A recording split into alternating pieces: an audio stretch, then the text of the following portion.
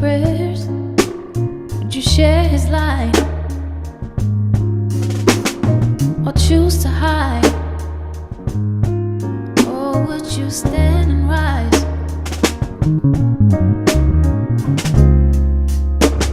It's a part of life. Things will get better.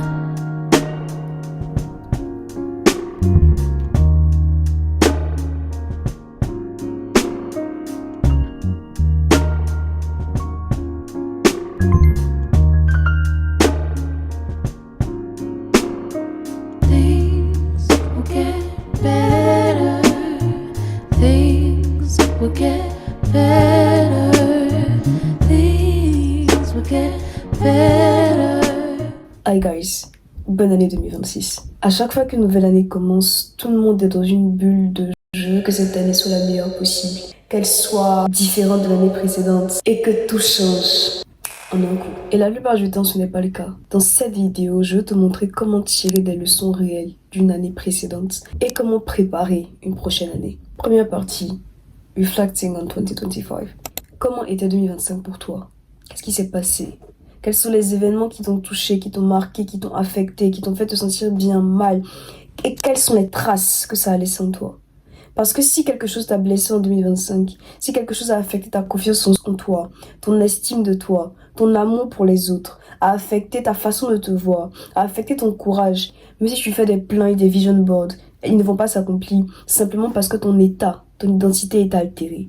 Qui tu es a été transformé. C'est comme si tu partais à la guerre avec un membre manquant, avec une partie de toi manquante. Il faut vraiment que tu t'asseyes et que tu comprennes ce qui se passe en toi. Tu dois avoir le self-awareness, la conscience en l'intérieur de toi-même de ce que 2025 t'a pris avant de penser à ce que ça t'a appris. Parce que même les leçons que tu vas tirer peuvent être dépendantes de ton état de blessure, de ton état de tristesse, de ton état de problème. En fait, qu'est-ce que 2025 t'a appris et qu'est-ce qui doit être restitué avant que tu entames 2026. Si tu as perdu du courage, si tu as perdu de la force, si tu as perdu ta vie de prière, si tu as perdu des choses qui étaient censées être des fondements, tu dois les récupérer d'abord avant d'être capable de pouvoir avancer plus loin. On a tendance à penser que dès que l'année commence, dès que janvier commence, you have to go fast. Tu dois tout faire, tout accomplir en même temps.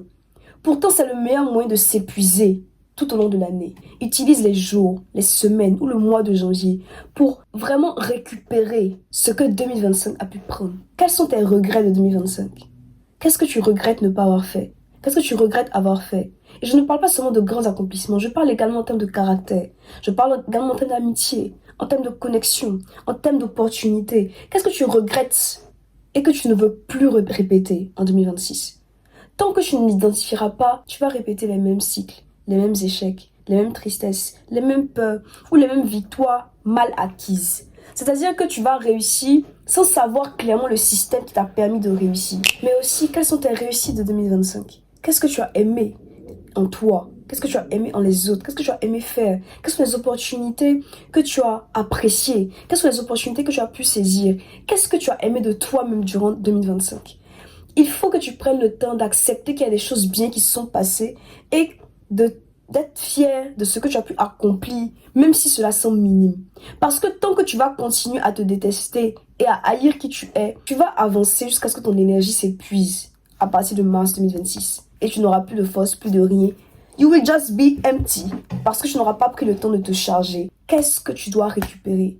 Qu'est-ce que tu dois soigner? Qu'est-ce que tu dois reprendre? Qu'est-ce que tu dois relâcher avant de commencer? Si tu t'accroches encore à cette vengeance, à cette haine, à cette colère, tu risques de continuer et de produire les mêmes fruits.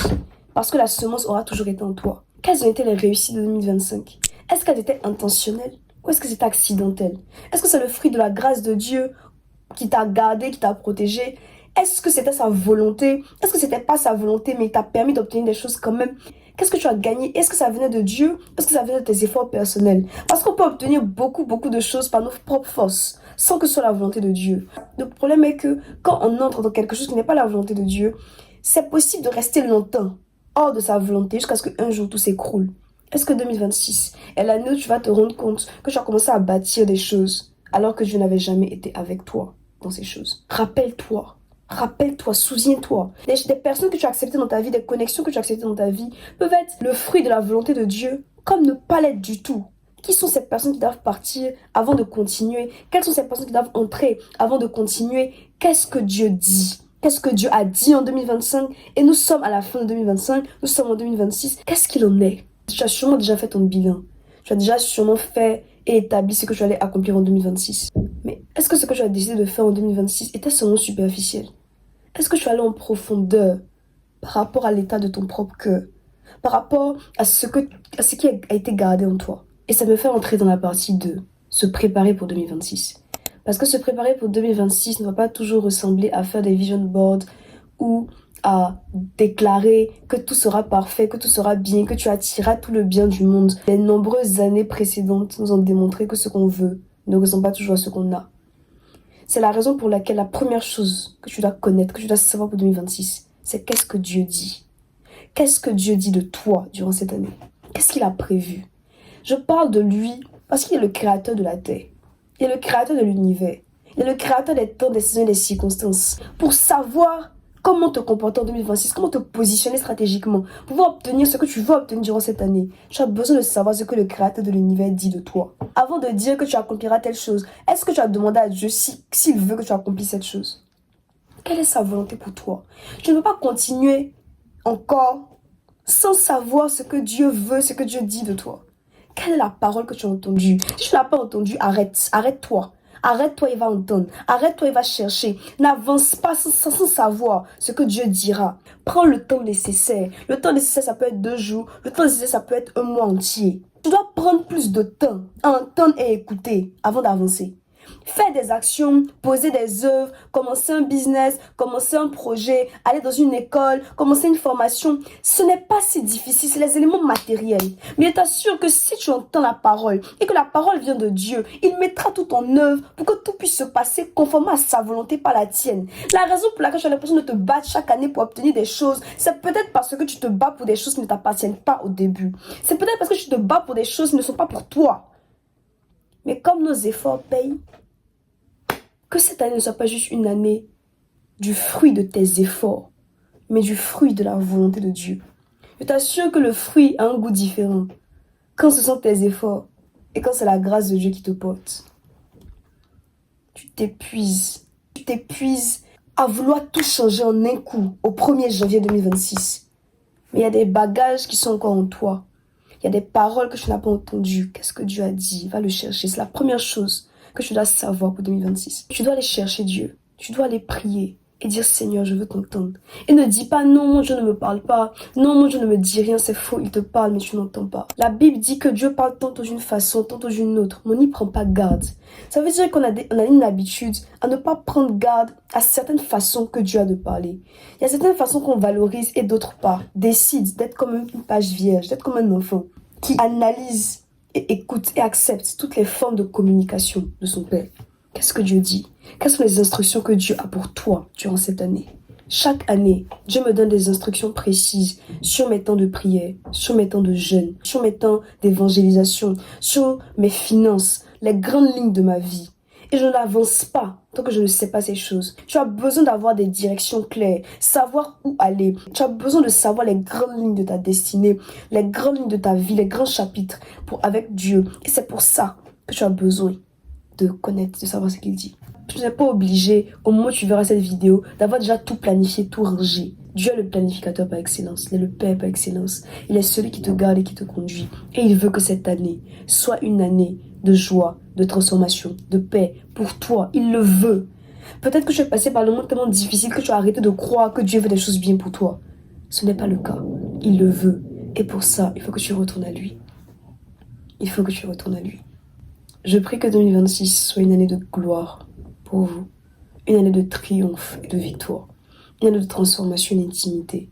Une année où les voix externes ou les voix internes ne détermineront pas qui vous êtes, mais seule la voix du Saint-Esprit. Que vous ne perdiez pas votre identité. Que vous rappeliez exactement de qui vous êtes en Christ et que vous agissiez conformément à cela. J'ai hâte de passer cette année avec vous.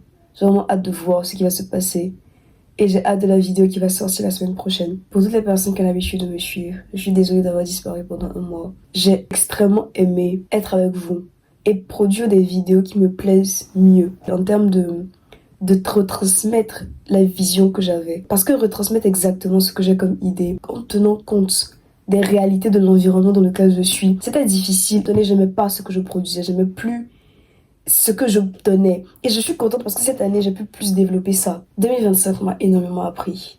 C'était une année excellente à beaucoup de niveaux. Une année de combat et de victoire. Une année de transformation. Je voulais être générale dans cette vidéo. Mais dans la suite du mois, je vais parler de points plus précis que je m'ai mis à cœur. Si la vidéo t'a plu, n'hésite pas à t'abonner. Et on se retrouve la semaine prochaine dans une nouvelle vidéo. Bye.